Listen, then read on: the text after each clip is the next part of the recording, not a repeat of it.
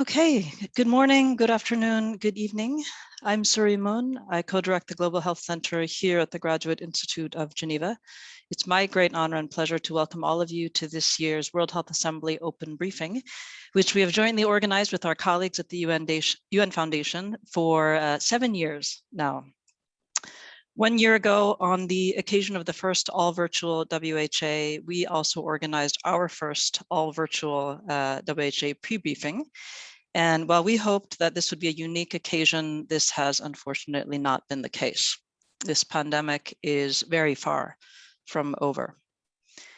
And yet we know that political attention spans are short and that the window of opportunity is limited to fix the many, many pieces of the global system that COVID has shown are deeply inadequate. We also know that unlike 1 year ago, there are about 70 agenda items on the WHA agenda beyond COVID-19. And this is a timely reminder that WHO is more important for the health of all of us than it's ever been. We've now heard from a number of review panels, the various international review panels that we'll be hearing about in the remainder of this event. Clearly, there's no shortage of challenges nor potential solutions to address some of these weaknesses. But there's also no guarantee that we will seize this moment and that we'll seize this moment to strengthen WHO.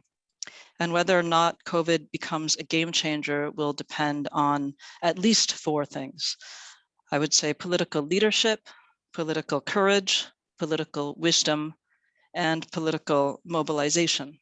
We have an excellent series of speakers today, each of whom can speak from personal experience about these 4 things: political leadership, courage, wisdom, and mobilization. So without further ado, I'm delighted to hand over to my co-host and our Master of Ceremonies for today, Ambassador John Lang of the UN Foundation. John, over to you. Thank you very much, Swari. We're delighted to be working with you again, since we've been doing this together with the Global Health Center since the year 2015. The United Nations Foundation, where I am senior fellow, aims to connect people, ideas, and resources to the UN to deliver a better world for all. And we have put a lot of emphasis on supporting the World Health Organization and its Solidarity Response Fund. We are active in many ways, and we particularly appreciate this opportunity to help you prepare for the World Health Assembly. When we first put this together and continuing through today, this introduction to the World Health Assembly briefing is intended to help delegates from governments, from non-state actors and the media to better prepare for the week to come.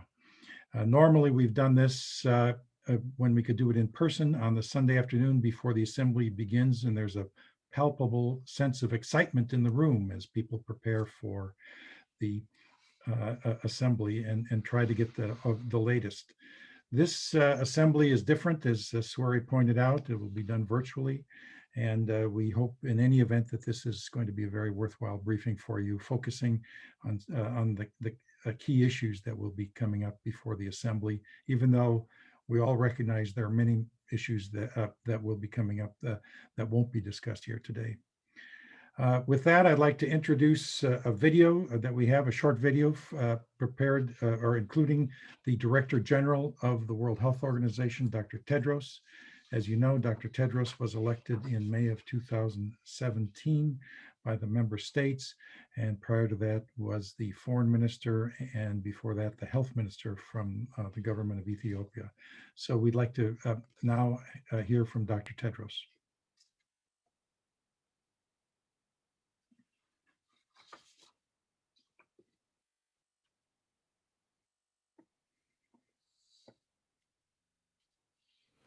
Esteemed guests, dear colleagues and friends, I thank the Graduate Institute and the UN Foundation for their hosting this event and for their support for WHO.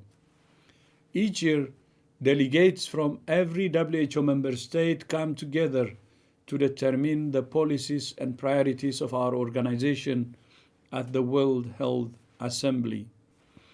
This year's Health Assembly is arguably one of the most important in the history of WHO. The COVID-19 pandemic means we will once again gather virtually, but that has not limited the scope or importance of the discussions. In fact, this year we have one of the largest agendas on record. Of particular note are items related to COVID-19, WHO's work in health emergencies, the global health workforce, and accountability issues around the prevention of sexual exploitation and abuse. We will also consider the recommendations of 3 key reports: the Independent Panel on Pandemic Preparedness and Response, the Independent Oversight and Advisory Committee of the WHO Health Emergencies Program, and the Review Committee of the International Health Regulations. All of these discussions will have far-reaching ramifications for the global health architecture of the future. Ultimately, my hope is that it makes us a stronger organization, better able to fulfill our mission to promote health, keep the world safe, and serve the vulnerable. I thank you. We appreciate Dr. Tedros' statement, and we all look forward to the decisions that will be coming in the Assembly ahead. With that, I'd like to introduce Professor Gianluca Bersi. Many of you know him. He is currently the adjunct professor in international law at the Graduate Institute. But prior to that, he was in the legal office at WHO, including from 2005 onward, he was the legal counsel. Prior to that, he was the legal officer at the International Atomic Energy Agency in Vienna and in the UN Secretariat in New York. He's one of the world's leading experts on international law, and particularly international health law.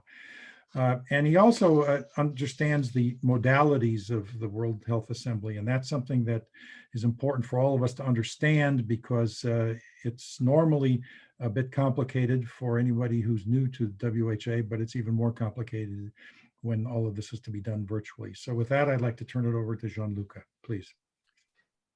Thank you, John, and hope you can hear me well. And good morning, good afternoon, good evening to everybody.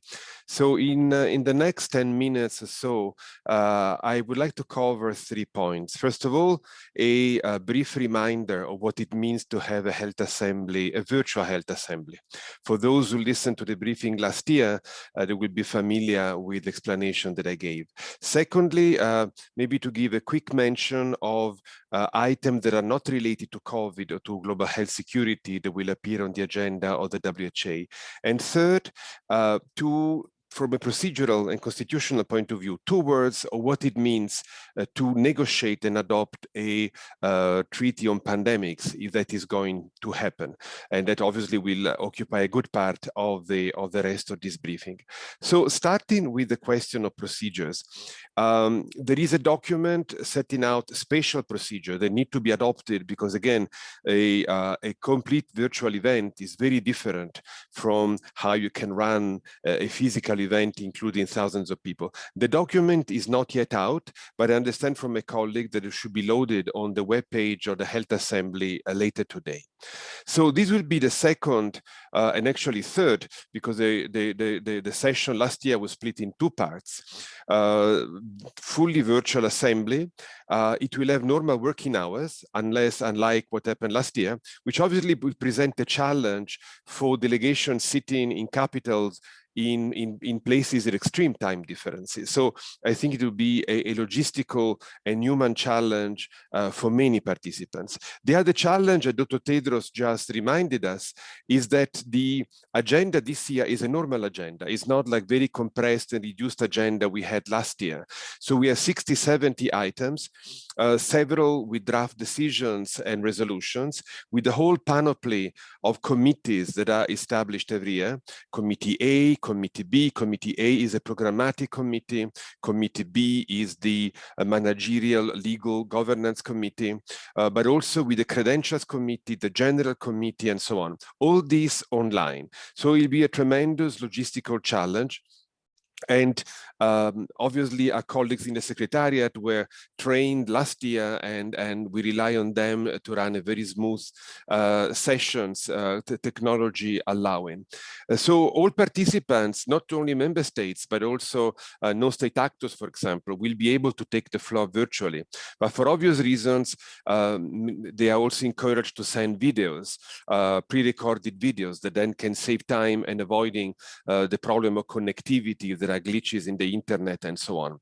One big difference with normal sessions is that, as I understand from my colleague, it will not be possible to have the typical informal drafting groups that sometimes sit until the middle of the night, high drama, to finalize draft resolution or draft decisions. It will be extremely difficult to hold them virtually in parallel with the other meetings. So obviously there is some flexibility if there are last minute sort of a refinement on draft resolutions, but in principle, draft resolution and decisions will have to be agreed by Sunday, basically by just before the beginning of the Health Assembly. And a lot of activity is obviously going on in Geneva among the permanent missions that at least can meet physically without all the constraints of IT connectivity.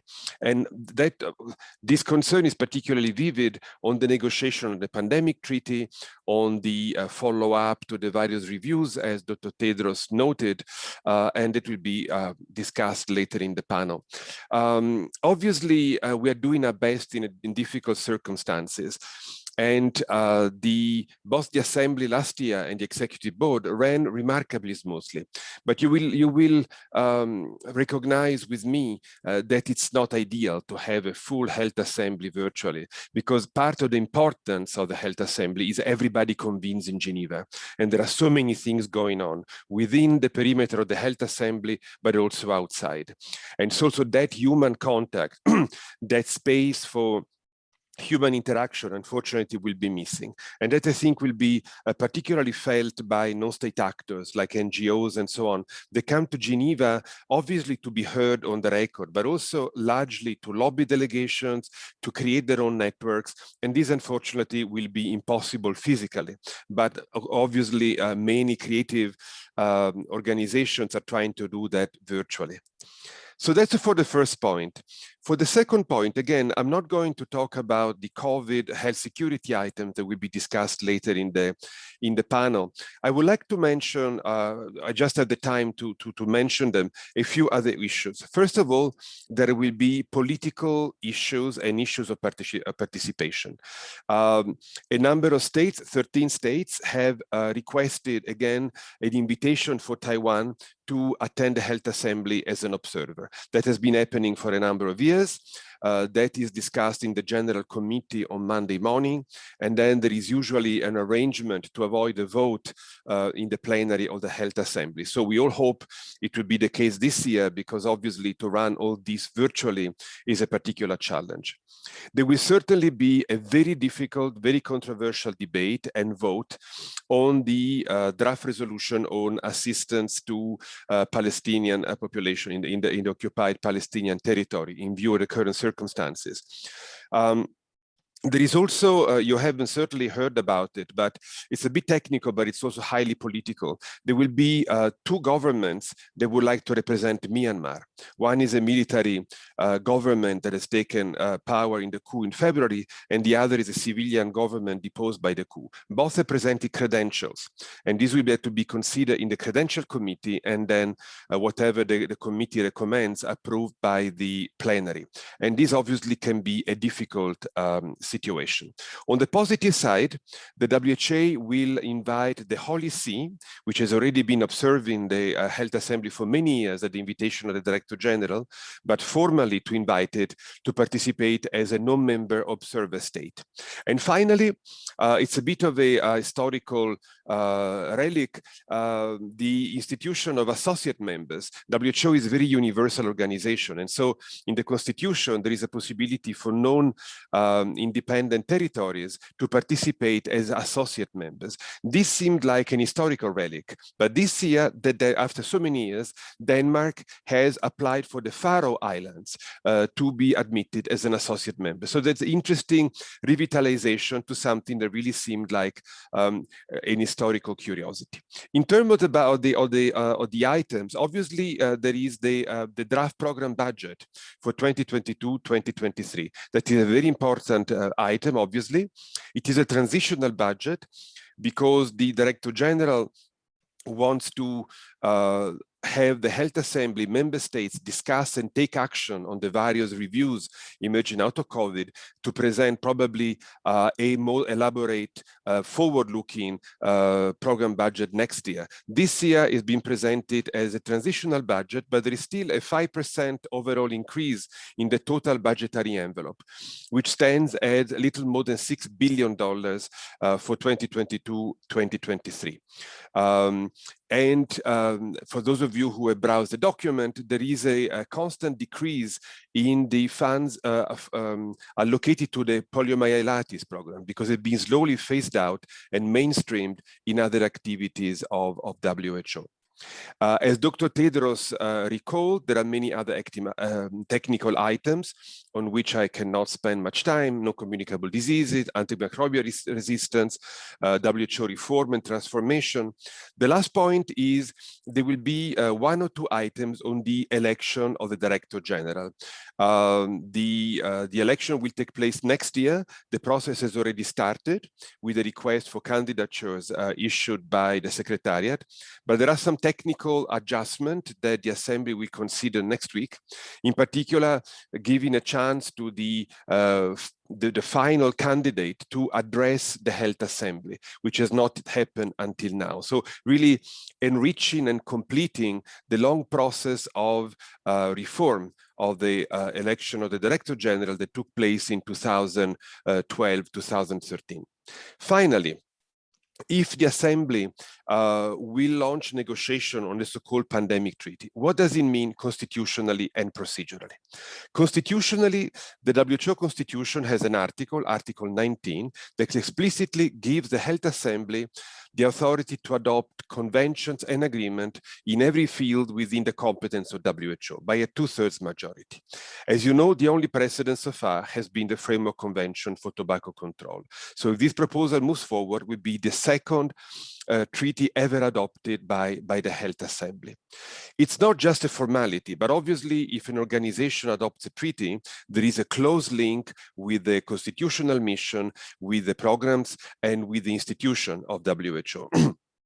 Obviously, it is premature now to speculate on how it will look like if it is adopted, but there will be institutional and programmatic links inevitably with the mother organization, with WHO.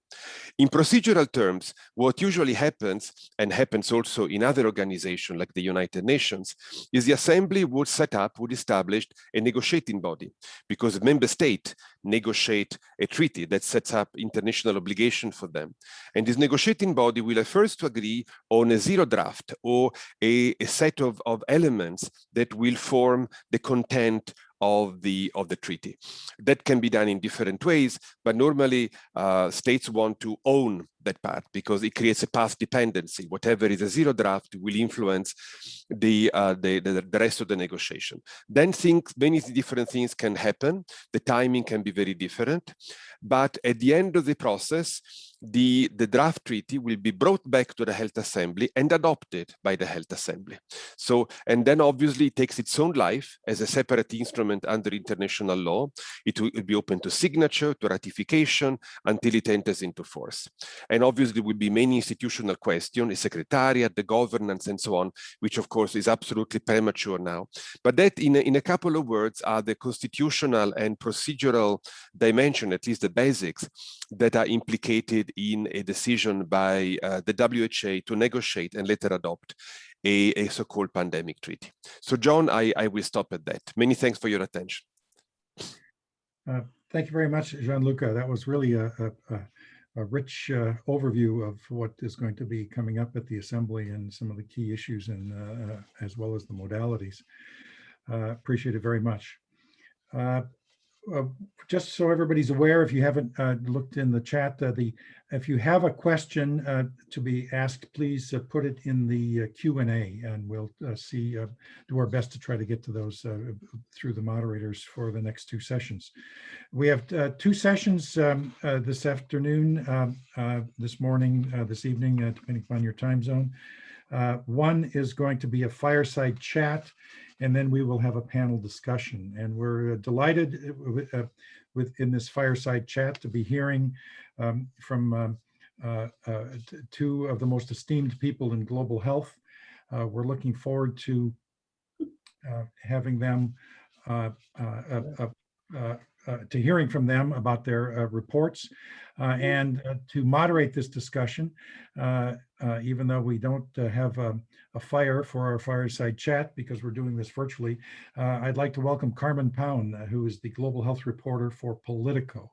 She's based in Brussels. She also has worked for France 24 and Radio France International, RFE, as well as for CNN. She's a real expert on these issues, and I'd like to turn it over to Carmen to introduce the two speakers for our fireside chat. Thank you so much, Ambassador Lang. And in the meantime, I moved to the Washington, D.C. area where I am right now. So if at some point I say good morning or I mention morning, it's because I'm still kind of waking up here. I'm very excited to be moderating this virtual fireside chat. You know, it's hopefully we're going to try to make it as cozy as possible, since we don't have the fire, as the ambassador was saying. And we have two distinguished global health leaders, and I'm very honored to be able to be speaking to them and happy that they were able to join us today.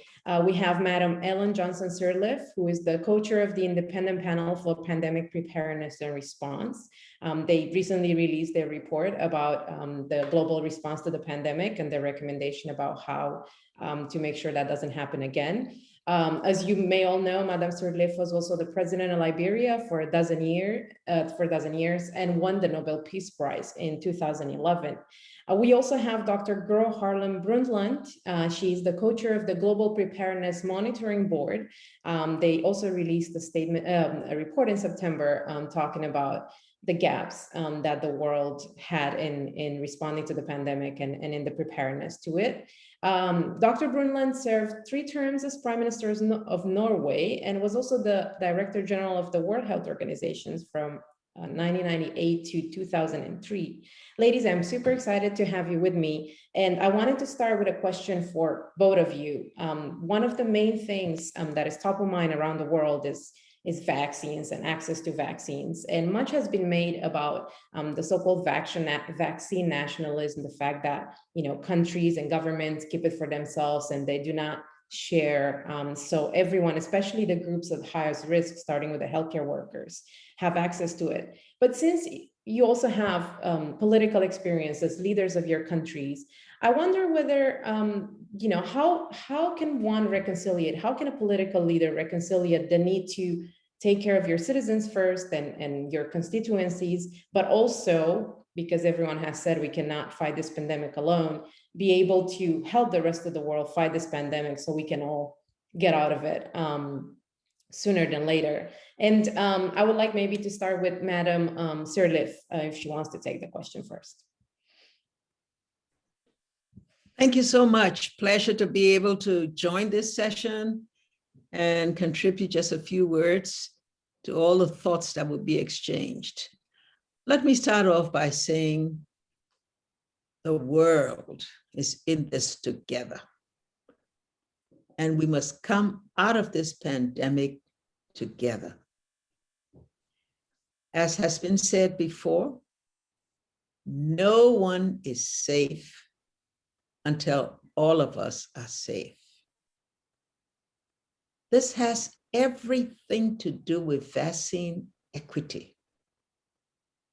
And this is why access to vaccines across the world is one of our priority recommendations.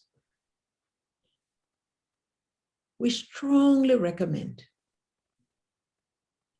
that countries with a vaccine pipeline for adequate coverage of their populations should, alongside their scale-up of their own efforts, commit to COVAX at least 1 billion vaccine doses, no later than the 1st of September this year, 2021. And again,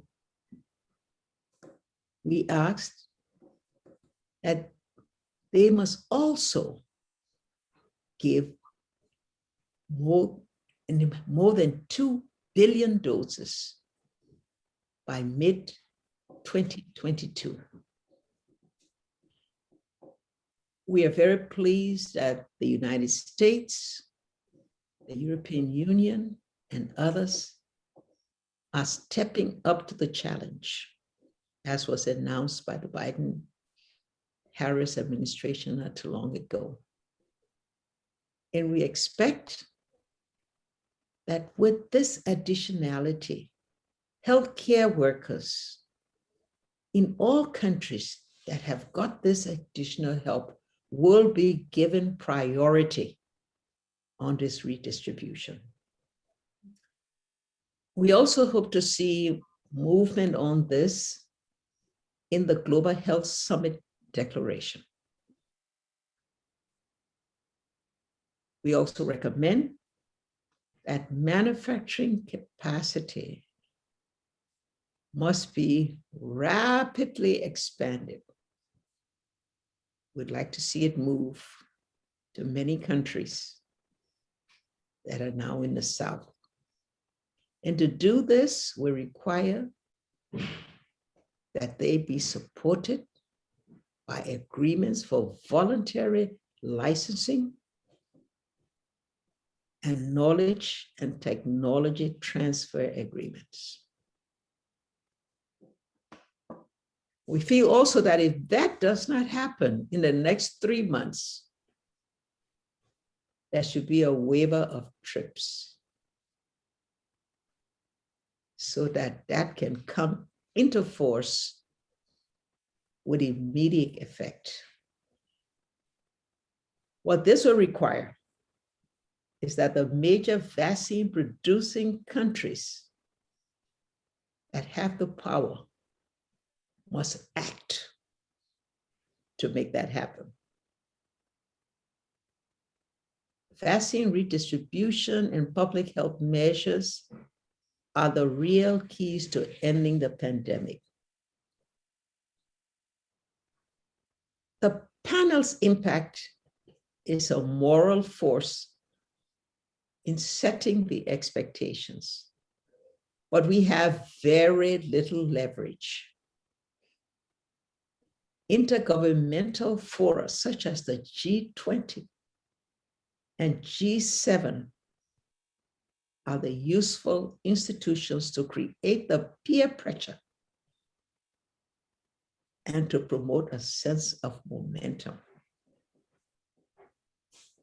The key message from us is the scale of vaccine distribution needed, and I'll say this again, we need 1 billion doses by September.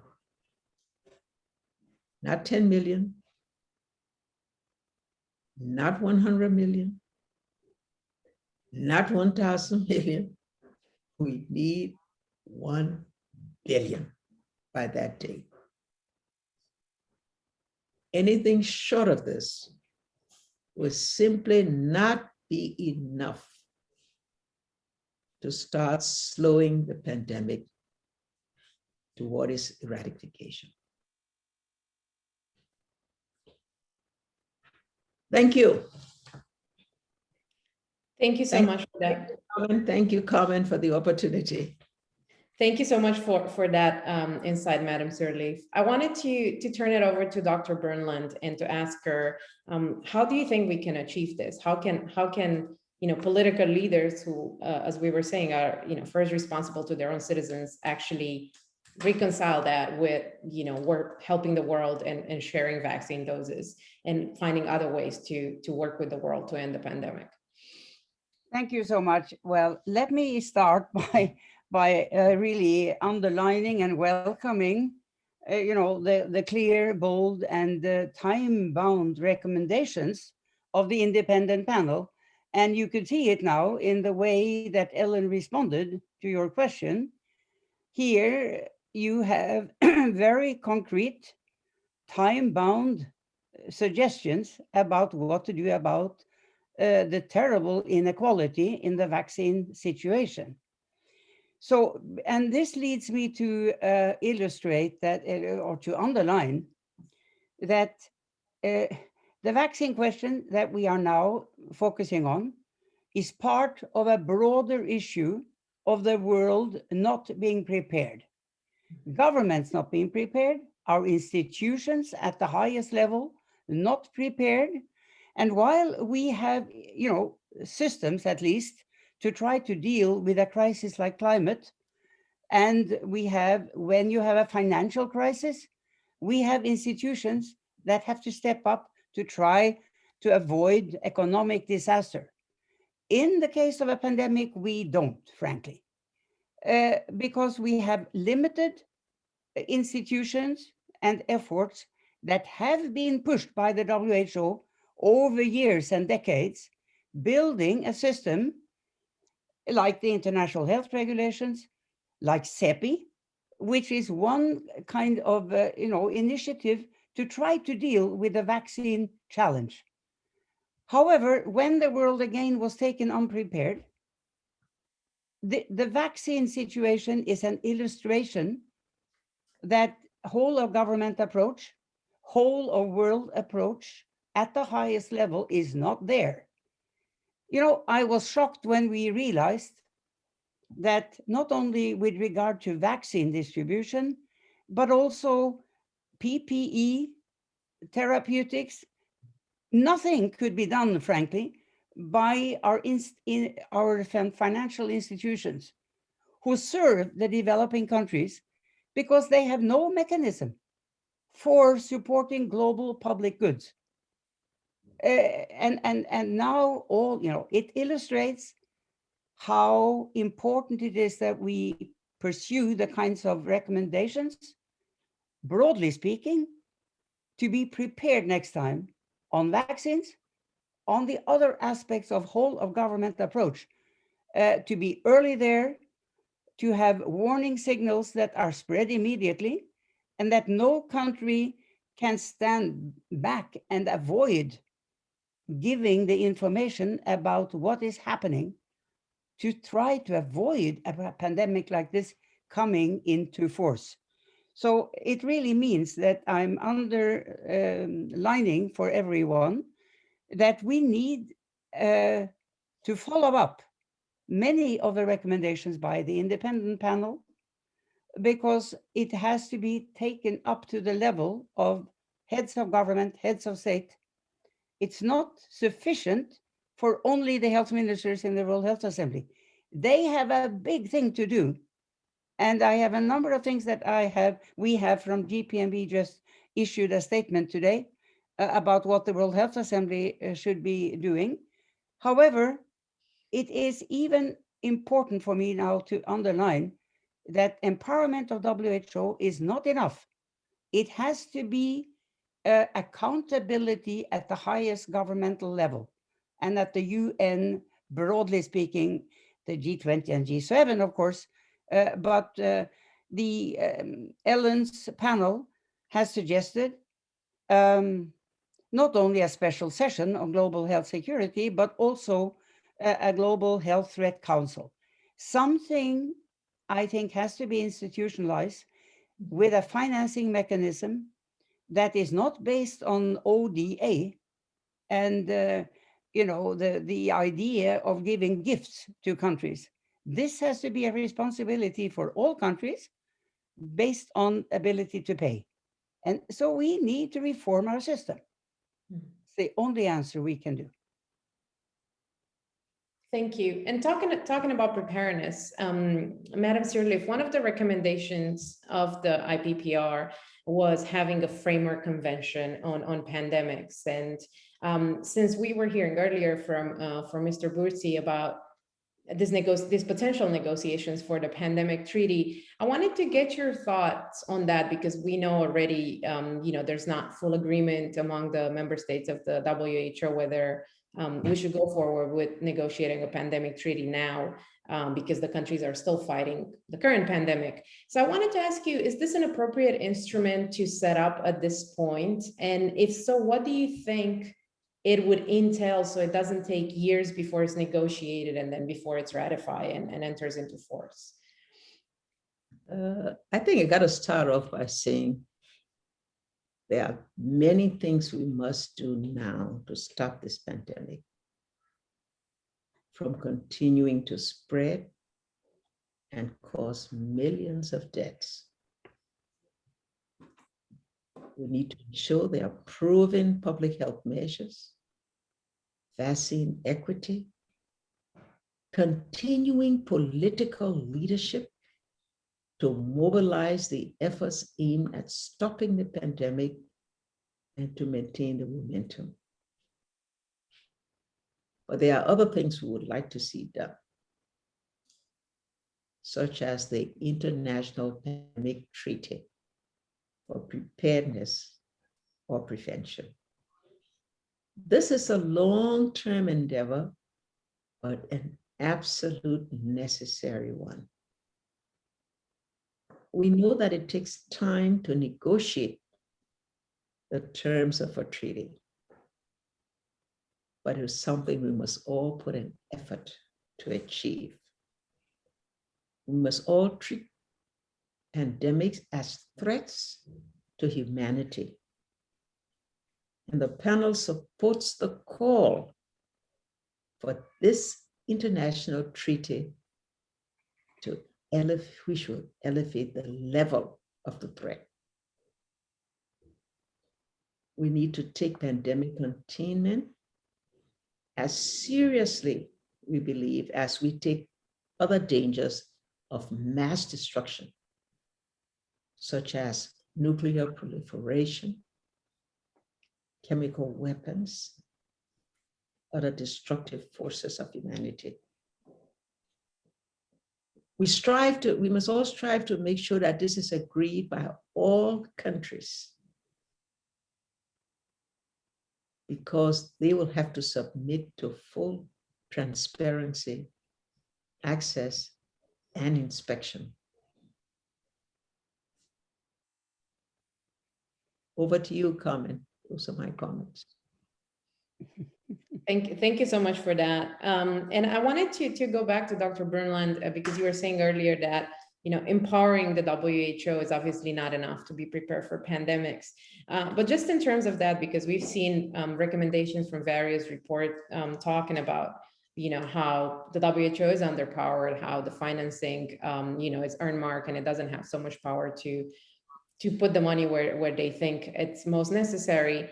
Given also the geopolitical tensions that we've seen over the past year surrounding the WHO, how can pragmatically be that we empower the WHO? What needs to happen for the WHO to be a strong organization that has the necessary funding and that can take the action that is expected of it in a health emergency like we've seen in the past year? Yes.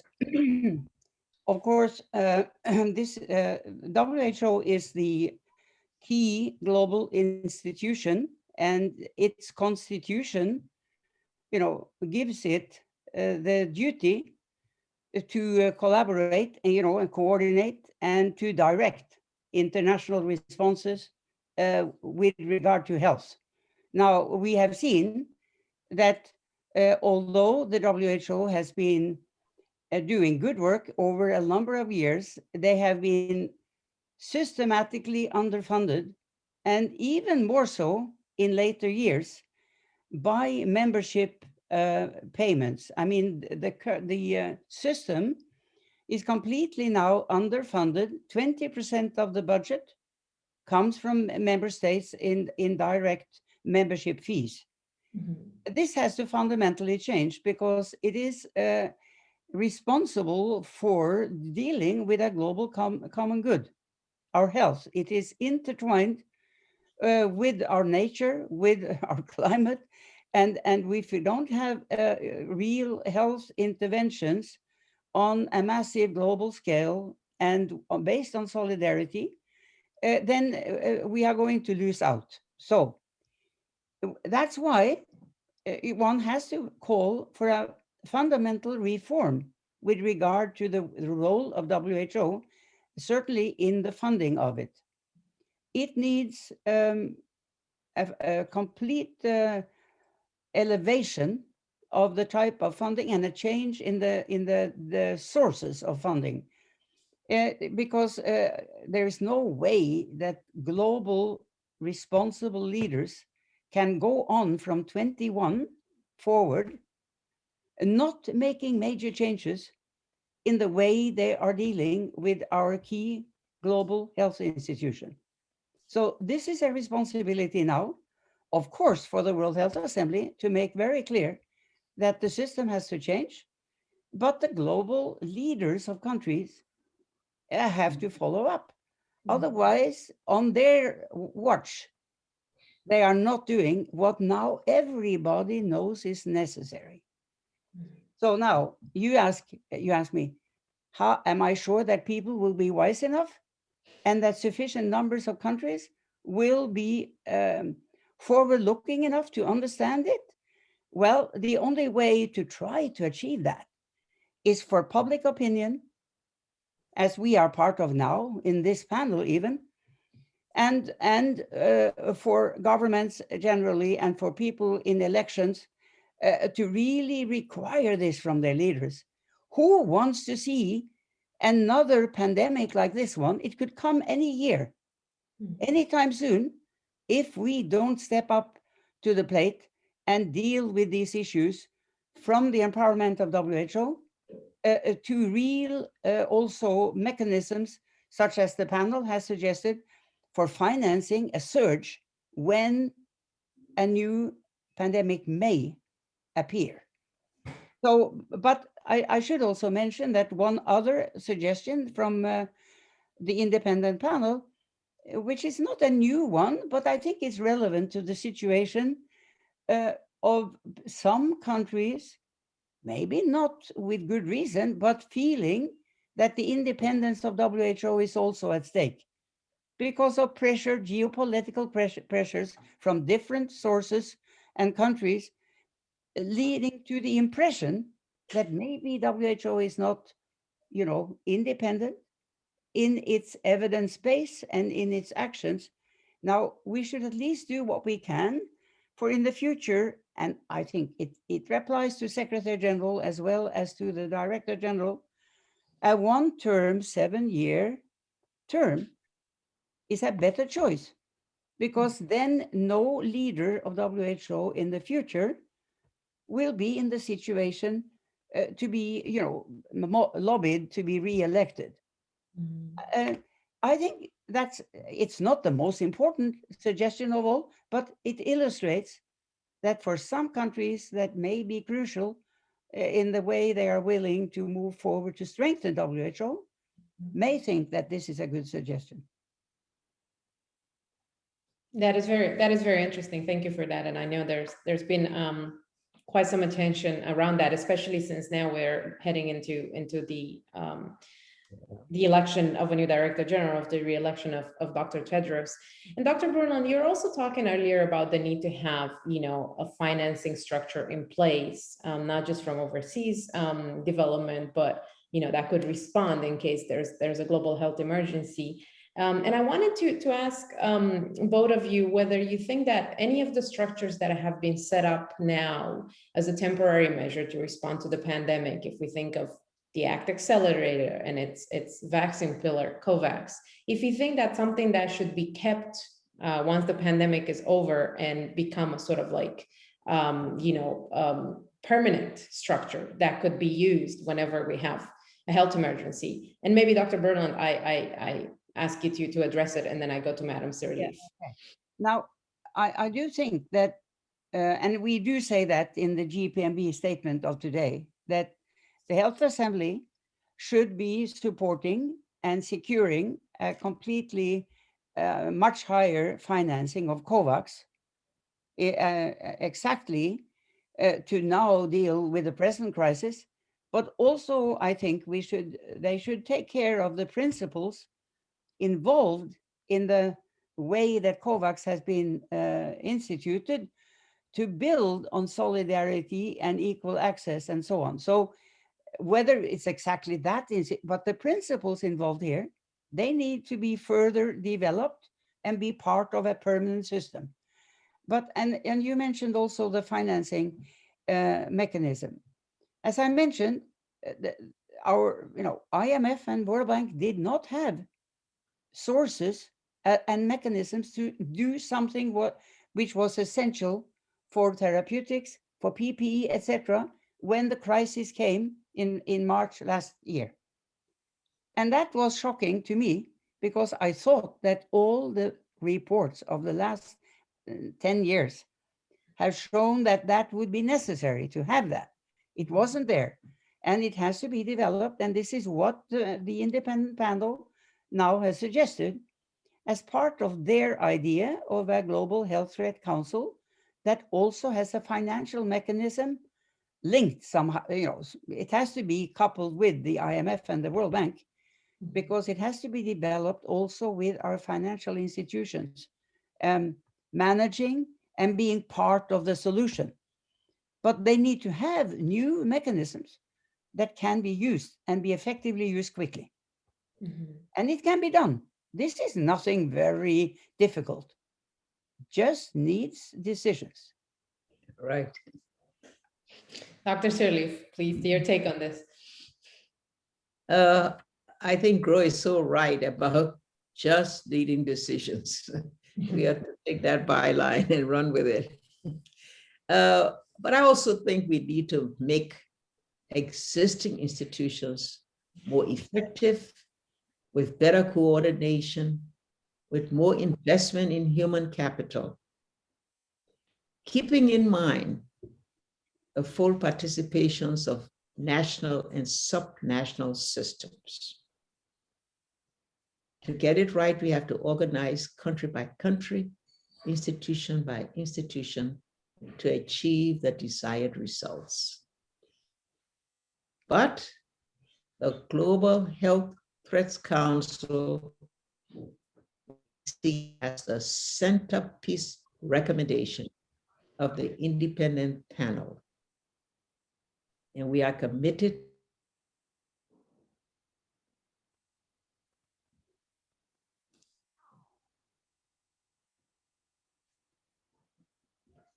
I think we might be having a technical problem. We cannot hear Madam Sirleaf anymore.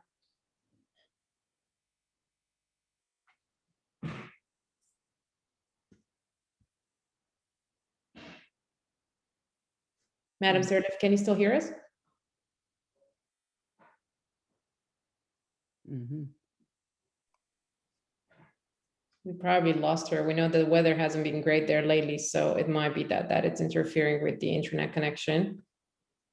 Let me just, Madam Sirleaf, can you hear us? Okay, Dr. Byrne, let me just go to you until we try to. Oh, there she is. Can you still hear us? I think you're on mute. Mute. Yeah, Madam Sirleaf, we cannot hear, you're on mute.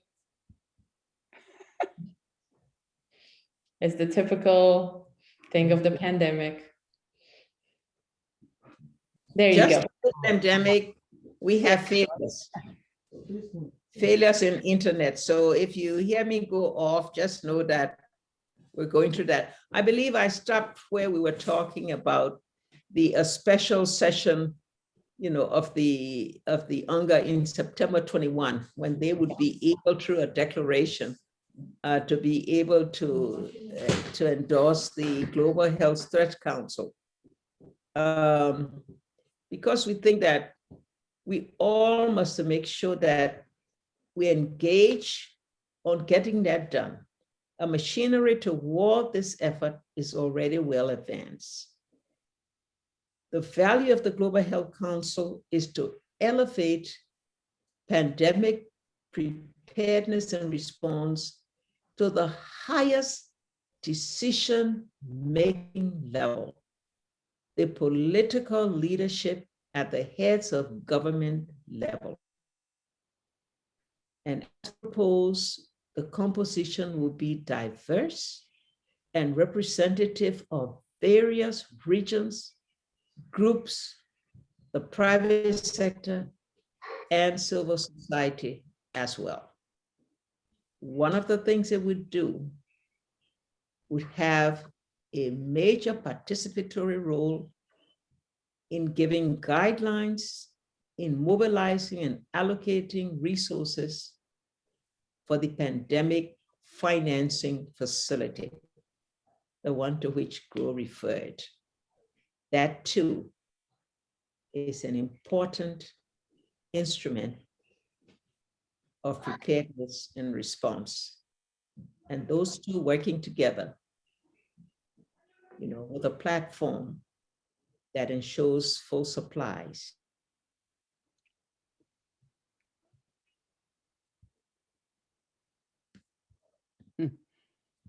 I might have lost her again.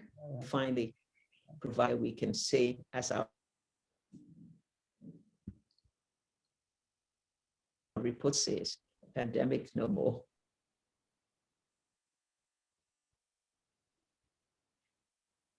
Madam Sirleaf, I think we're losing you again. I would just like to ask a question that one of the attendees have sent us in the Q&A section, since it touches upon what we were discussing earlier. And the attendee who didn't provide their identity are saying that the COVID pandemic exposed clear flaws in the operational capabilities of the WHO and its ability to convince member states to cooperate and abide by clearly developed guidelines around pandemic prevention. How did we end up in such a problematic situation when decades of global health security research and WHO guideline development have intended to prevent this very outcome from occurring? Dr. Brunland, would you want to take that one? Well, as again, I can refer to the good analysis that the panel has done. They went very thoroughly through the whole sequence of events, going back to November of 19 and on to March and forward.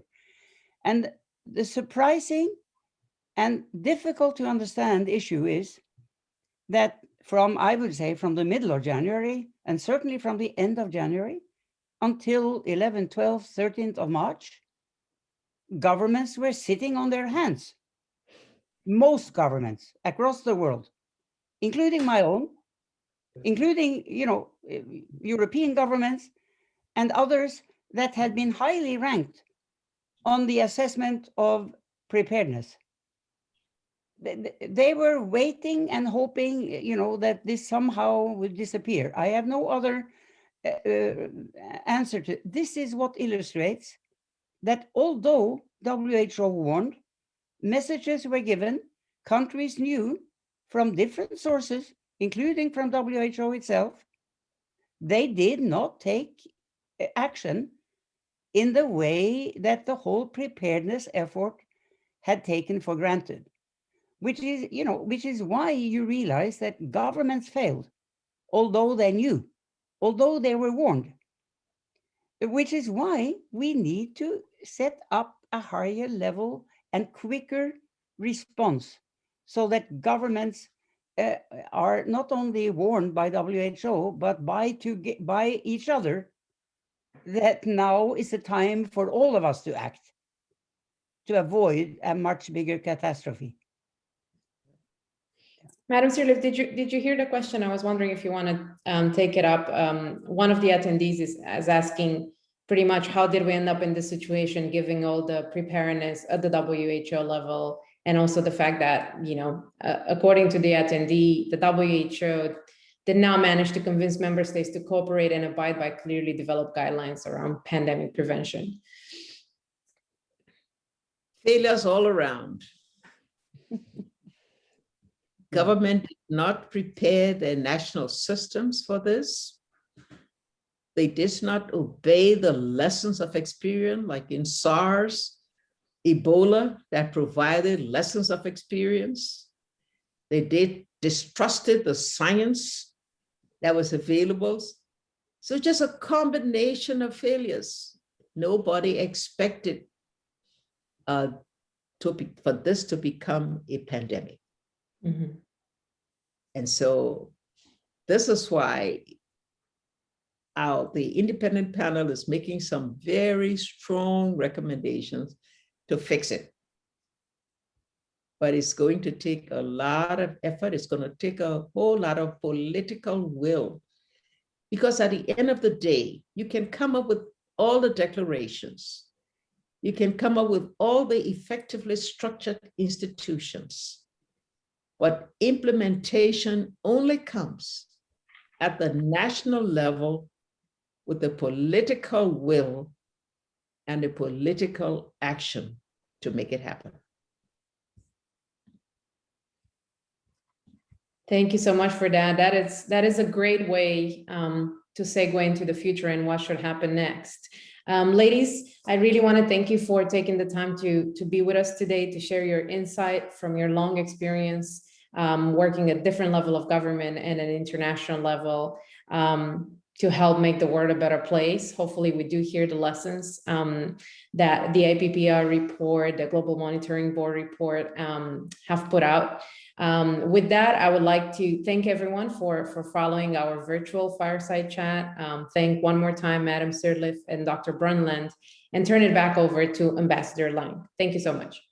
Thank you, Carmen.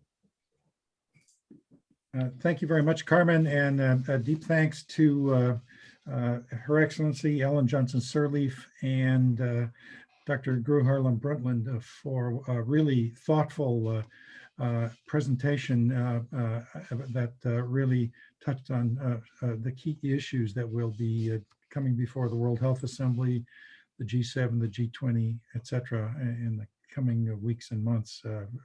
Very much appreciate your interventions and willingness to be with us today. For the next portion of our agenda, we'll have a panel discussion among experts in global health, and the person who will moderate this is Dr. Mercy Career. Dr. Career has had a clinical practice in both the public and private health sectors in Kenya. And for the last 5 years, she's been a medical journalist with The Standard and KTN News based in Nairobi. So I'll turn it over to Dr. Mercy Career to introduce the panelists for the next session. Please go ahead, Mercy. Thank you, Ambassador Lang. Good morning, everyone. Good afternoon and good evening, and thank you all for joining us today as we, have this very important conversation at a very important time in our lives. I'll not take much of your time. I'll quickly introduce our panel, and then we'll get into the conversation of what, looking ahead, what we should pick from the recommendations, what are the priorities, so that ideally we make this the last pandemic, or at least we are prepared for the next pandemic. So our very first panelist is Julio Frank. Julio is president of the University of Miami since 2015 and a professor in various capacities. He has been a Minister for Health in Mexico from the year 2000 to 2006. He is a founding Director General of the National Institute of Public Health in Mexico. He has a medical degree from the National University of Mexico, as well as a Master of Public Health and a joint PhD in Medical Care, Organization and Sociology from the University of Michigan.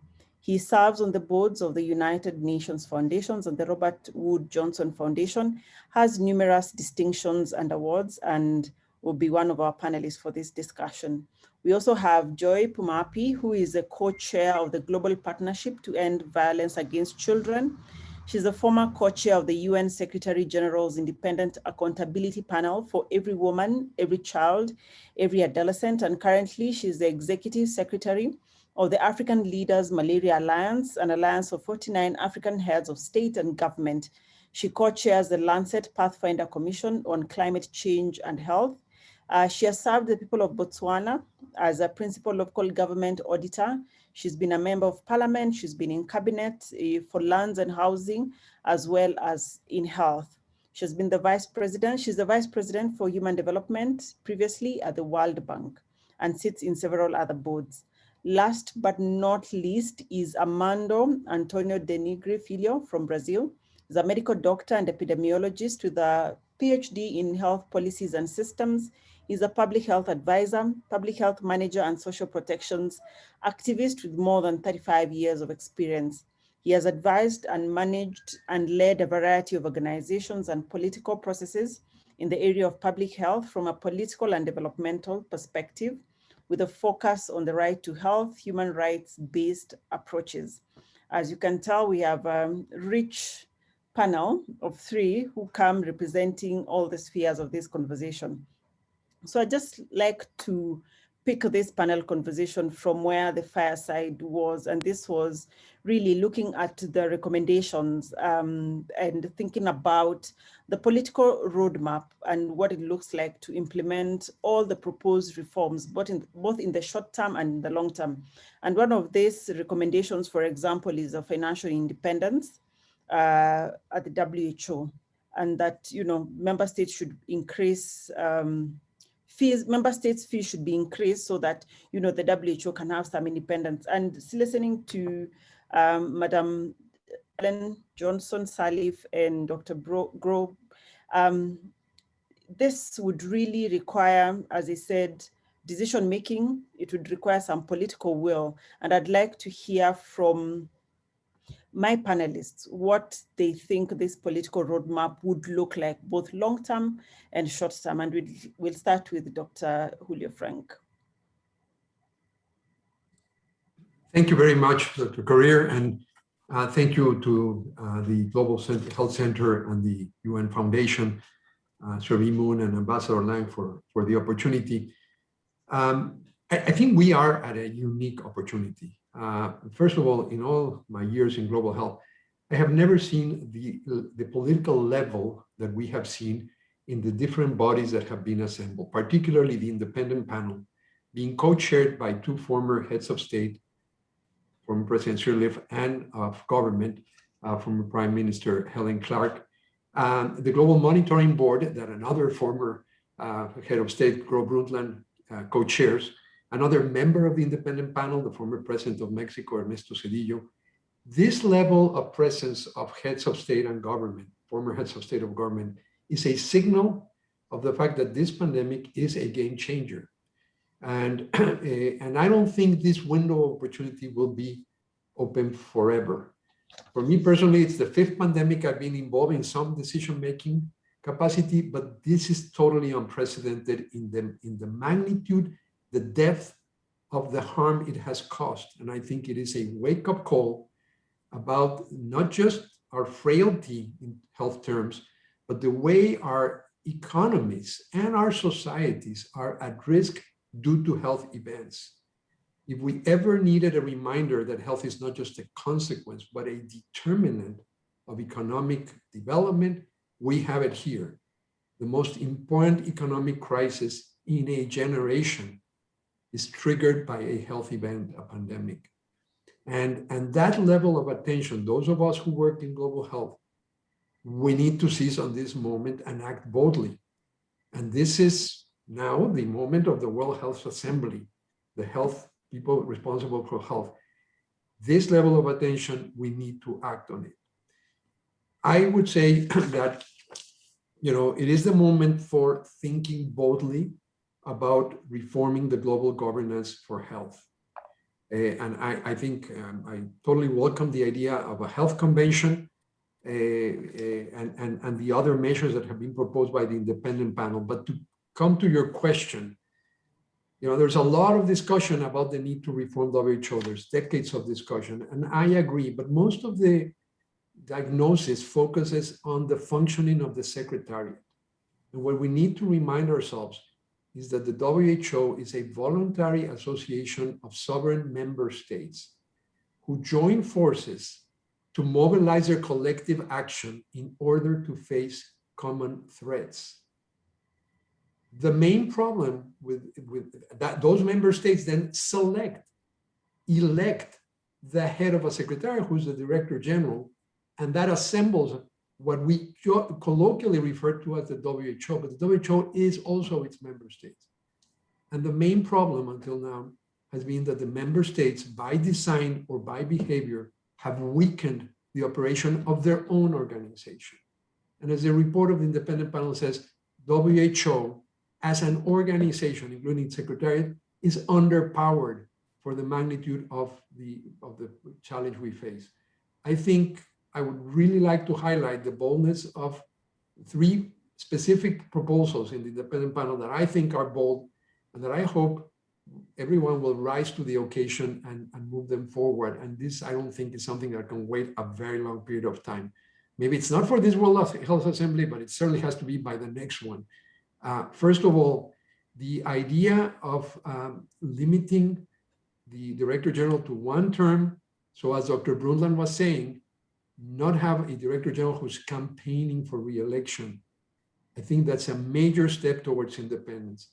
Second, and I think very important, is we got to change the funding. There's no national health agency that could function if 80% of its income came from voluntary contributions. If this is really the organization of member states need to pay for their organization, and therefore the increase to 2/3 of the budget coming from assessed contributions with an equitable formula, that has to happen. The United States need to lead the way, because the process that led us to the current situation was an amendment, a law that was passed in 1998, which bears the name of the current president, President Biden. It's called the Helms-Biden Act, and it froze the nominal amount of assessed contributions. And since then, the proportion that's covered by those assessed contributions has been coming down to be now a very, very insufficient 20%. The convention needs to totally revamp the financing and make, if this is really the organization of member states, they need to cover their costs. This is for their own collective action, their own protection of their citizens. This is not separate from their domestic expenditures. It is part of their duty to protect their citizens.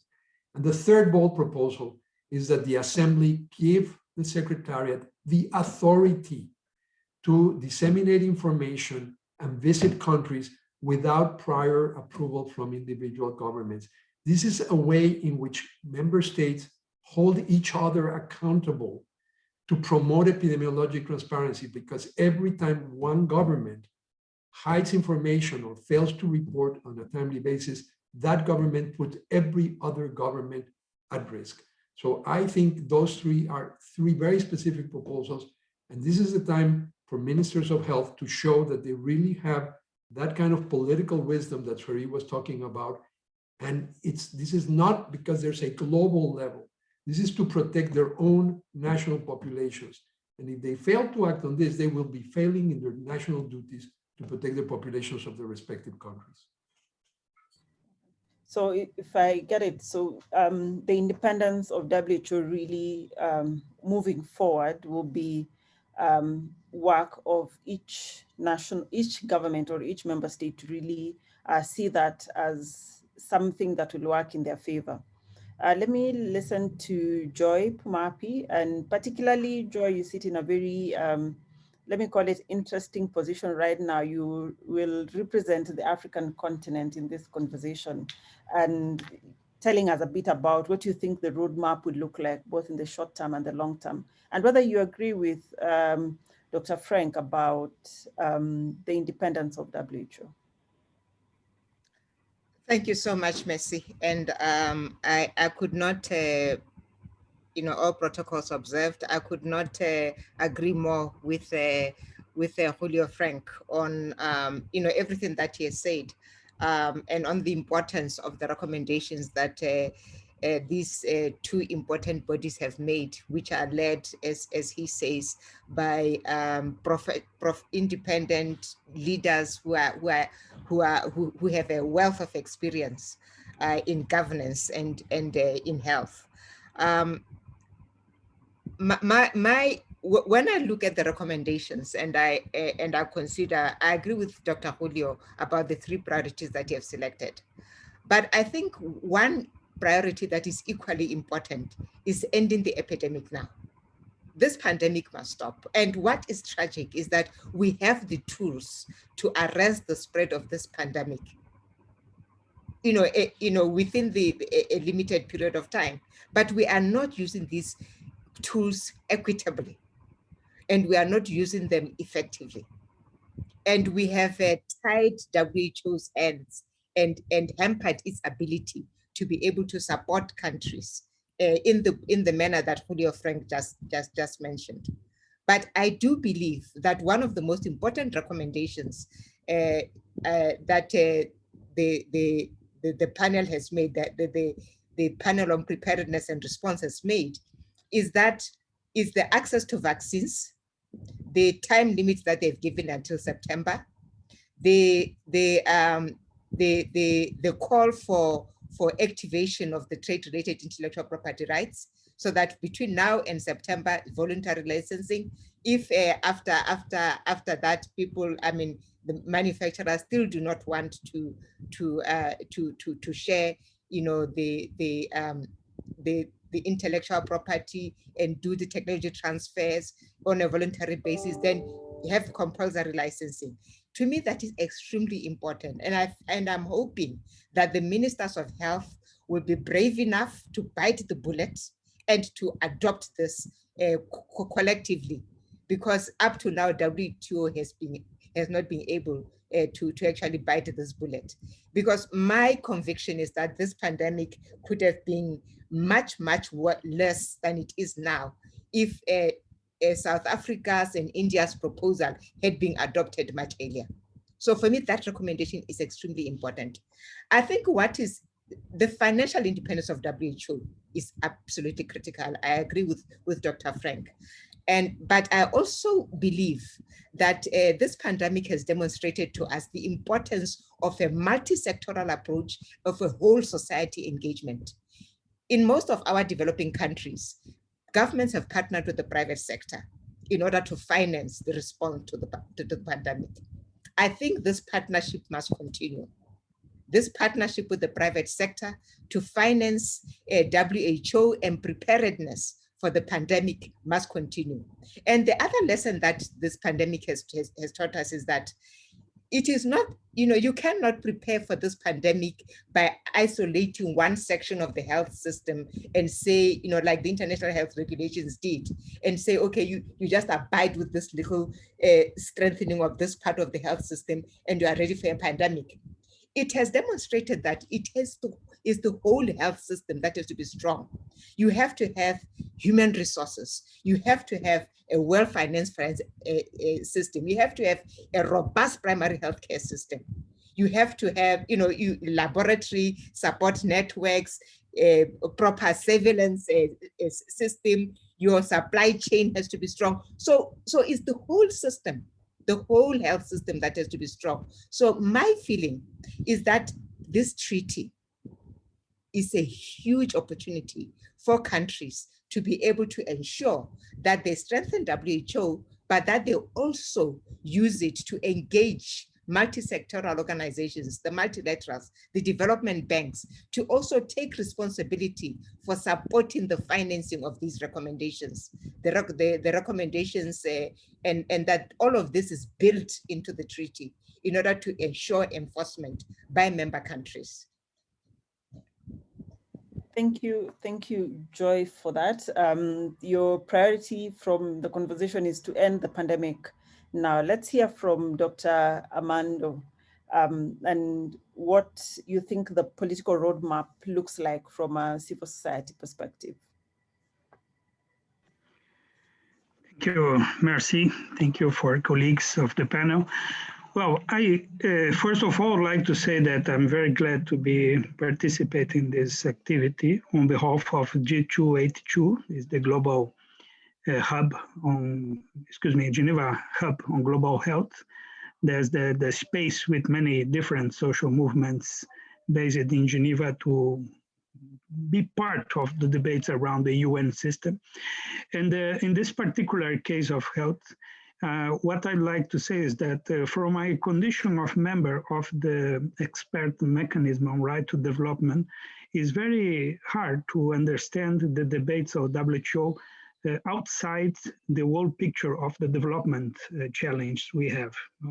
So in this sense, when we talk about a roadmap that is very much linked to the inner aspects of the health policy and systems, without consideration towards the big challenge of development policies, I think is a naive position, because we are ignoring the powers, the imbalance of powers that is blocking many of the debates about the right to development, and that in those aspects that are under conflict are the substantial aspects that we would need to solve in order to achieve another condition to face the ongoing pandemics and the future pandemics. What I'm saying is that when we consider the UN Declaration on Right to Development, most of the substantial questions that are limiting our answer to the pandemics are inscribed on that declaration.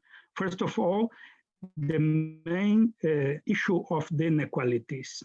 Inequalities understood as the main category of challenge that we need to face for any kind of policy on the world perspective. Secondly, the need to have national sovereignty. I mean, most of our inequalities on global dimensions are linked with the lack of sovereignty the countries have to develop their own solutions.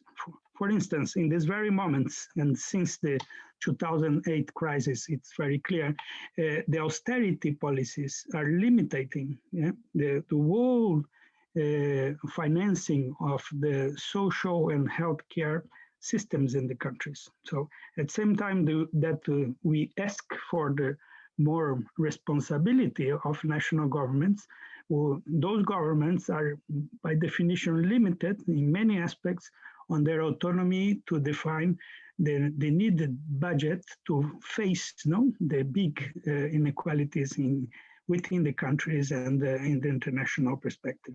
So in this sense, our health and social care systems were affected by the supplementary needs of the pandemic's struggle in a very weak position, underfinanced, with a lot of drainage of brains, because we are losing professionals continuously to the richer countries, with a very weakened capacity of research and development to develop our own capacities on scientific development for health and other related issues, and at the same time obliged to accomplish the financial duties that we have in terms of the debt architecture that is making pressure continuously in the country. So if you come back to the principles of the Right to Development Declaration, you find that one basic question is that it's necessary to accomplish the duty to cooperate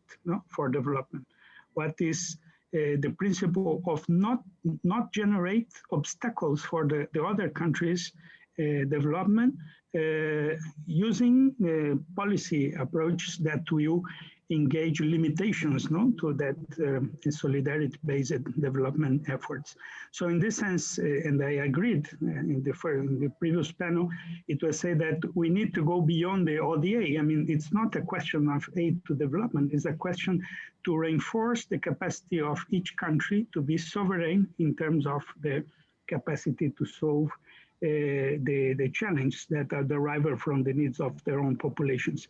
In this sense, the General Secretary of the UN has been claiming for the idea of a new social contract, and the moral challenge for our generation to go beyond the limitations we have in the international system now. So if we don't consider that as the broader picture where the WHO challenge are inscripted, I think all recommendations could be insufficient, no, to change the power game that is installed now. Thank you. Thank you, Dr. Armando. Thank you for that. And just going back to this political roadmap and listening to the previous panelists of the fireside and the panelists on this conversation, how do we make governments accountable? How do we make sure that they are accountable and they comply to the agreements that will be reached during the WHO? Or, for example, if the pandemic treaty is adopted, how do we move forward and make sure that everyone complies and is accountable? Let me start with Dr. Frank. Well, that is the key question. I mean, in the reality of interdependence, what happens is the health of people is the responsibility of each sovereign nation state. But none of those sovereign nation states, not even the richest, can fulfill that obligation to their own populations if they don't act on a global stage where they take into account of the interdependence, both in the determinants of the health of the population and in the mobilization of the resources needed to improve the health of the population. That's why we have a multilateral system. We have a multilateral system so that sovereign countries can not cede, but share their sovereignty. And when it comes to infectious diseases, where it's very clear that the actions of one country affect everybody else, as we are seeing with the current pandemic, it is very important to engage in a process of mutuality, mutual accountability, mutual responsibility for collective action to face common threats. That's the basic rationale for that. That is the rationale to move forward into a framework convention. And the proposal from Dr. Tedros and the 20 countries that have initially signed, but that we hope many others, all countries will adhere to, of a new treaty. This is a once in a century health event. If we don't take this opportunity to really introduce the reforms, and we go to what's happened with previous pandemics, that we just simply, after the acute emergency, go back, I think we will have failed in a major way. We will have failed the millions of people who have lost their lives and their jobs and their livelihoods and their health. So we have, I think, the duty to act now. That framework convention leading to a treaty-like mechanism should reinforce some instruments we already have around the IHR. But the important thing here is to clearly establish the rules and the roles for everyone. I think we need to very clearly supplement what we have with very clear obligations, like the financial obligations to fund appropriately the World Health Organization, not the way we're doing it now, to give the Director General as the head of the Secretariat the necessary autonomy, not constantly undermining the Director General as we do now. We have a weak international or global health system by design. We need to redesign it to be independent, to be fully funded, so that it can protect our own citizens in our own countries. The other thing we're lacking is a clear regime of incentives and sanctions, which we have in other areas. The International Atomic Energy Agency has sanctions. The World Trade Organization has sanctions.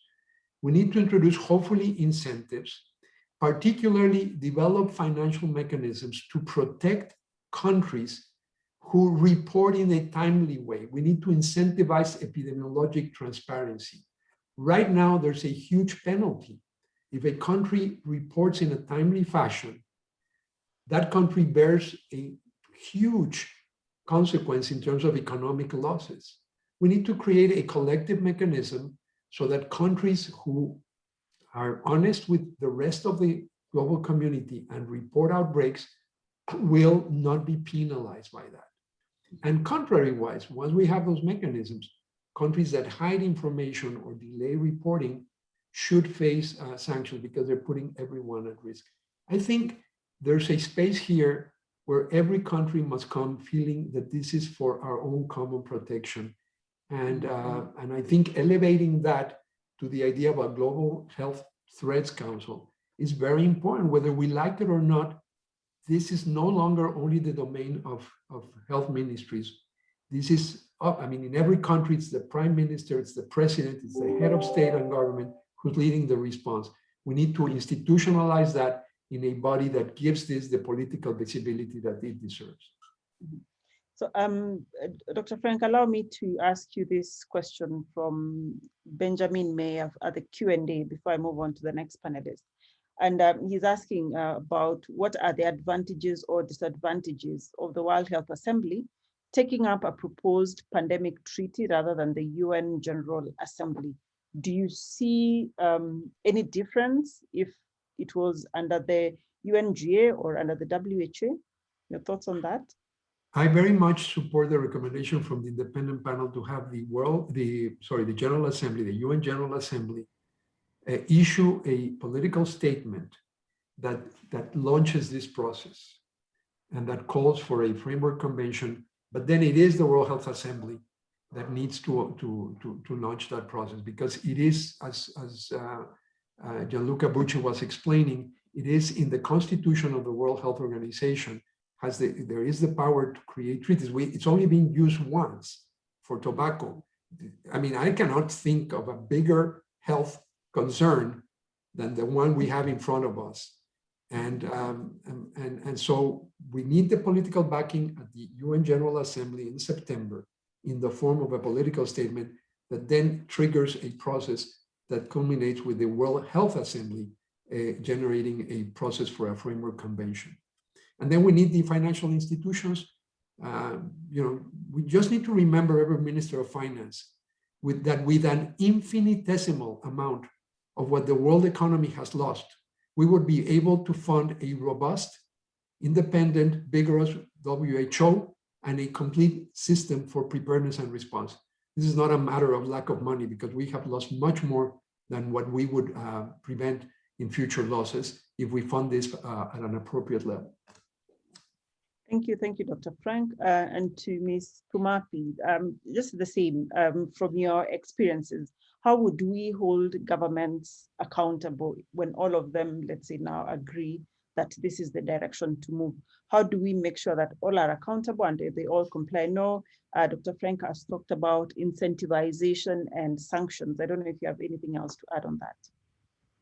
Yeah, I think what is absolutely important is that is going to be the crafting of this treaty, how it is going to be crafted, and whom it's going to engage. Because I think the advantage of having the support of the UN heads of state to the treaty is that then it will bind their other ministers, the other sectors, because the treaty has to engage financing, restructure financing for health, and it has to restructure financing for health, not just domestically, but internationally. Therefore, it has to bind the international financing organizations like the World Bank and the IMF. They have to become parties to this treaty as well, because they themselves can actually seriously negatively impact any funding that a country comes up with to actually address compliance with this treaty. And the private sector in each country, the treaty must also bind the private sector in the country. So the country has to have its own multi-sectoral agreement. Its own parliament must also align itself with this treaty. So I think that it is not just a question of having an international treaty, but there must be national laws that bind the country to actually comply with the requirements of the treaty. And this must be done by every single parliament. And this must also bind the private sector and the public sector. And there must be active engagement of civil society and other stakeholders in countries, because we want a treaty that is owned by the people, because of the heavy impact of this pandemic on populations and countries. So I feel it is a tall ask, but it is befitting the state in which the world has found itself, because it was not ready for this pandemic.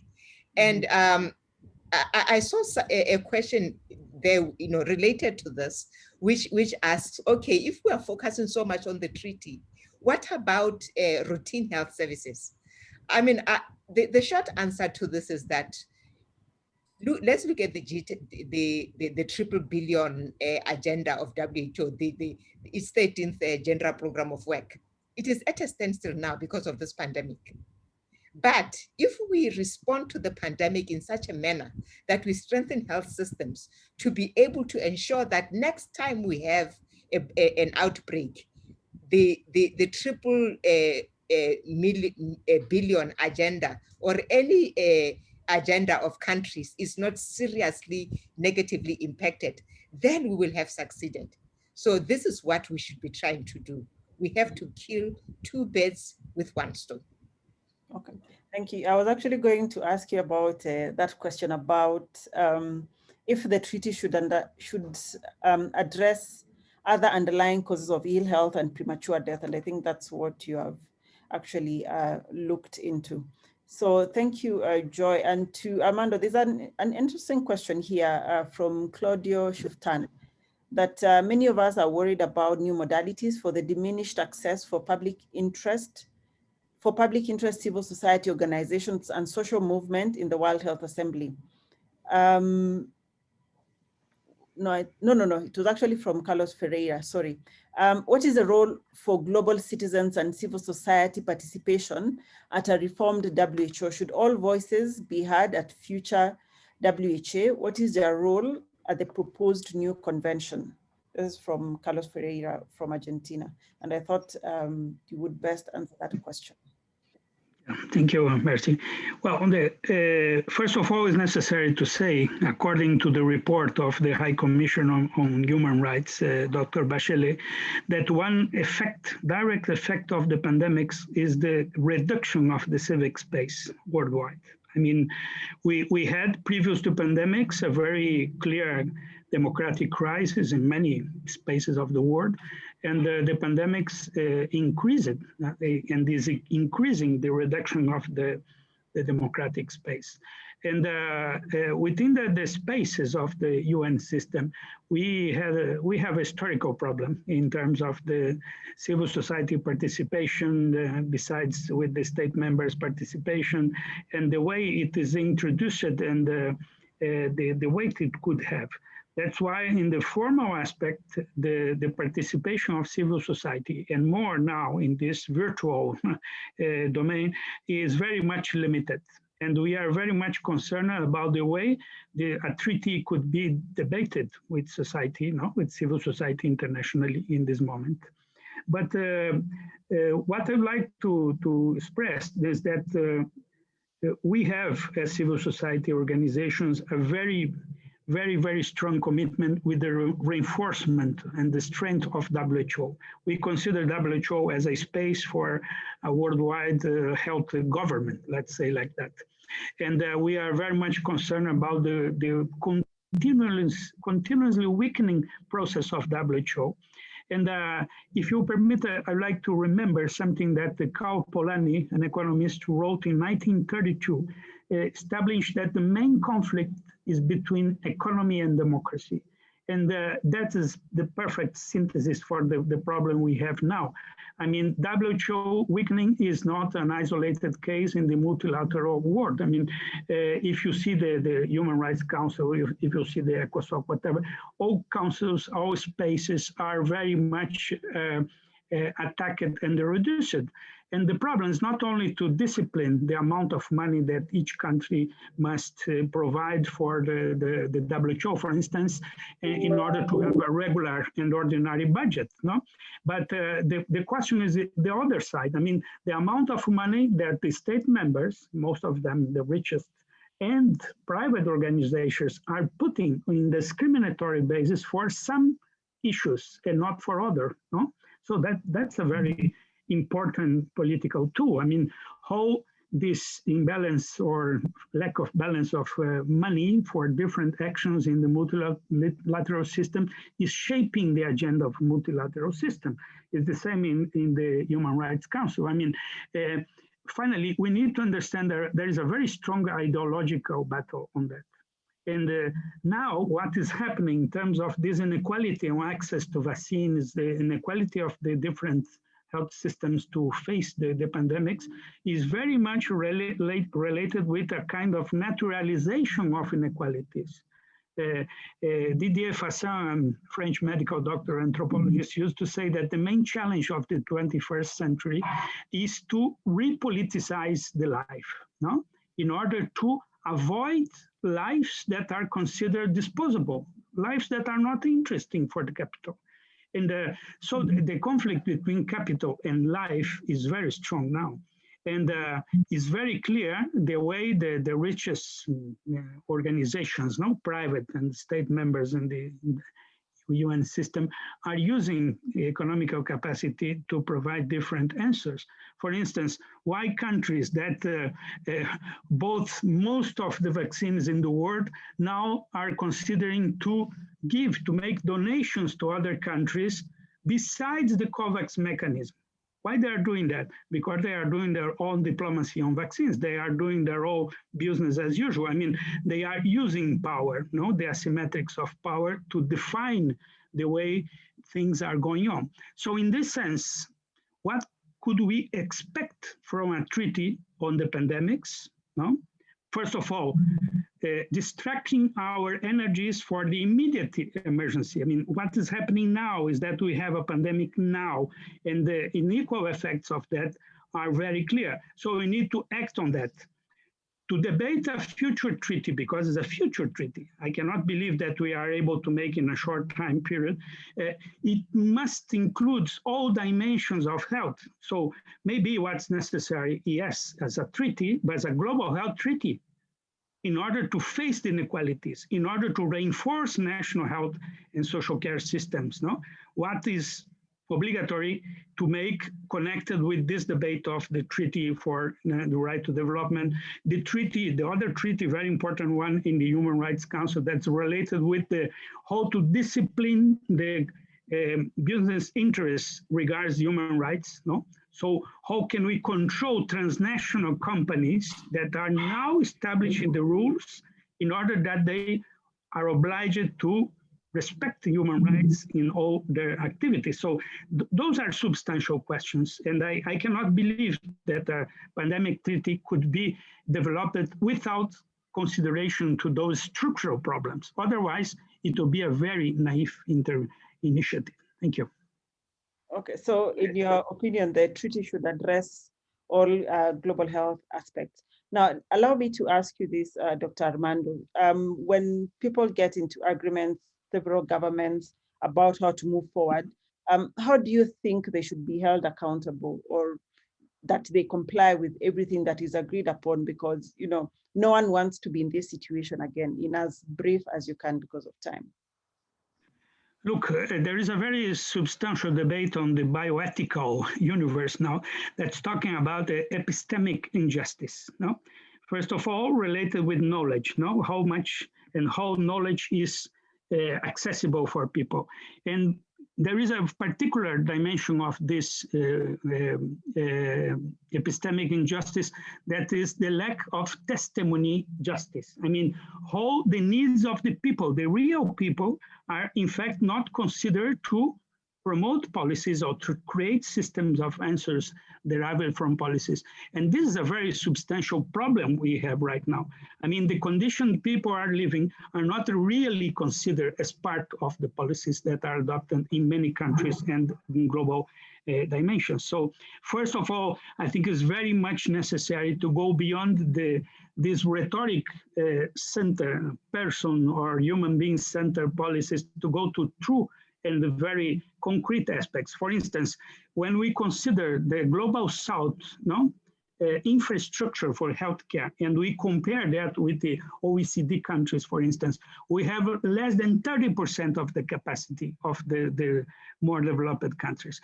And this is not something circumstantial. This is something very much linked with our new colonial tradition. I mean, what derived from our colonization process, giving to South, global South societies a very limited access to ability to take care of their own needs and the continuous blockage of this capacity. So this is a very substantial question.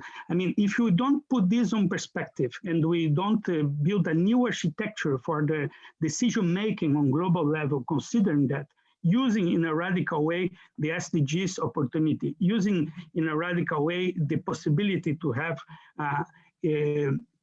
legally binding instrument on right to development, connect to it a legally binding instrument on the right to health. If you don't use that for this very, very, well, let's say demanding essentiality, I think we will be walking around. I mean, we are not really facing the main questions that are shaping the power process in the world now. So we have, I agree, we have a very big opportunity considering the global impact of the pandemic.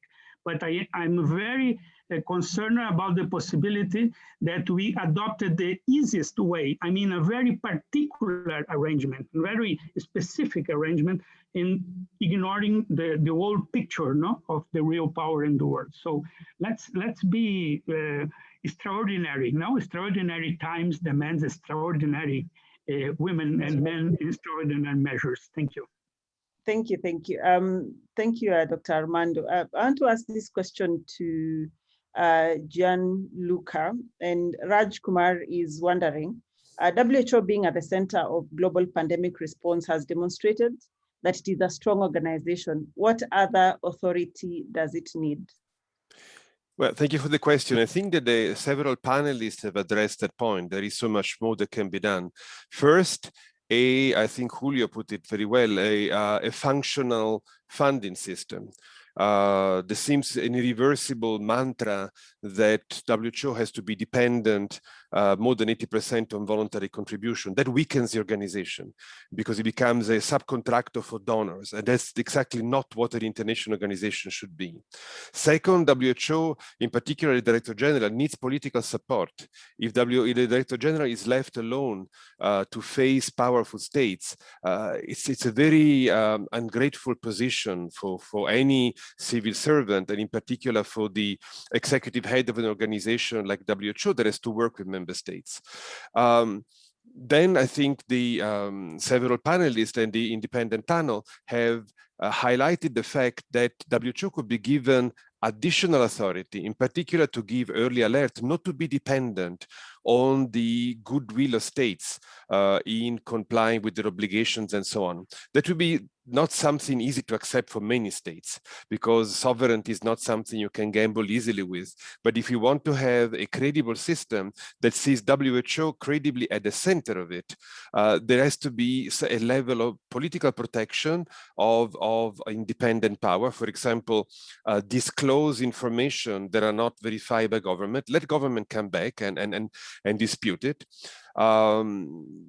Use a precautionary approach. Independent panel put it very well. Use a precautionary approach. So I would say funding, political support, additional power. And again, I support very much what Julio was very cogent in his previous intervention. The idea of a single term for a Director General is a very good idea. Would, I think, increase the independence of the organization, would not create any suspicion of electoral politics in the choices that the executive head does. it seems impossible to achieve, but why? The WHO has been ahead of the curve in many aspects: relation with non-state actors, overhauling the system of election of Director General. I hope there will be an element of vision, of boldness also for going in this direction. This to me would be a huge change. Many thanks for your question. Thank you, Gianluca, for taking that. I see we have very many more questions on the Q&A and some conversations on the chat. Unfortunately, that's all the time that we had, but I think from the conversations from the fireside, from the panelists, we have been able to at least touch on some of the things that are key and the priority areas. And I think one of them, and the overarching theme from everyone across here is that, we need a stronger WHO. We need stronger systems that will respond to future pandemics, or that will be able to react differently to the pandemics. So thank you very much to my panel: Julio Frank, the president of the University of Miami; Joy Pumapi, who is the co-chair of the Global Partnership to End Violence Against Children; Dr. Armando Denigri Filio, who's a medical doctor, epidemiologist, and an activist; and Gianluca for jumping in to answer that question at the tail end. So thank you very much, everyone, for your attention, for your participation. I hand you back to Kate Dodson. Thank you so much, Mercy. My name is Kate Dodson. I'm Vice President for Global Health at the United Nations Foundation, and I'm here just to do a quick closing. I really appreciate all of the insights that our last panel just shared, and of course the fireside chat before them. So I really want to extend my very warmest thanks on behalf of our fellow co-hosts at the Graduate Institute to Julio Frank, Joy Pumapi, Armando Denegri Filio, and to Mercy for your moderation, and previously to our fireside chat participants, Dr. Drew Brundtland and Madam Ellen Johnson-Sirleaf, as well as to Carmen Pon for guiding that discussion. Gianluca, as always, full of insight and information with such clarity and richness, and of course to Dr. Tedros for joining us at the beginning. I heard a lot today about Sweary's 4 key ingredients that she laid out at the top: political leadership, political courage, political wisdom, and political mobilization. That this applies both at national level and at the collective action and multilateral level, with regard to both WHO and the potential of a pandemic treaty or other strengthening of global health governance. Julio's framing in particular about mutuality, the mutual responsibility and mutual action really resonated in this present moment. I also heard a lot about the value of practical insights and lessons from this pandemic and the previously chronic behavior of member states that have weakened WHO as well as own national systems of preparedness and response. It's no longer about cultivating lessons learned, it's about applying action. The panel has very helpfully guided us with a defined action plan with timelines, and it's up to the global community to apply pressure to make sure those are realized. We know this conversation isn't in a vacuum. The G20 meets tomorrow to discuss similar issues, and it remains to be seen if member states will have the kind of courage to meet the moment. We know they've not yet met the moment in financing the ACT Accelerator, sharing benefits and technology that would truly thwart and end this pandemic. So the weeks and months to come are critical, not only to inform how quickly and equitably we'll stop this pandemic, but on how much political courage there is out there to address the more chronic, sustained solutions. Again, a resounding thanks to our speakers and moderators, to our fellow co-hosts at the Global Health Center at the Graduate Institute, and most importantly, to all of you who took time out of your busy agendas to join us. We hope you found the discussion stimulating and informative and well equips you for the robust 74th World Health Assembly ahead. Thank you again for joining us. Thank you. Thank you.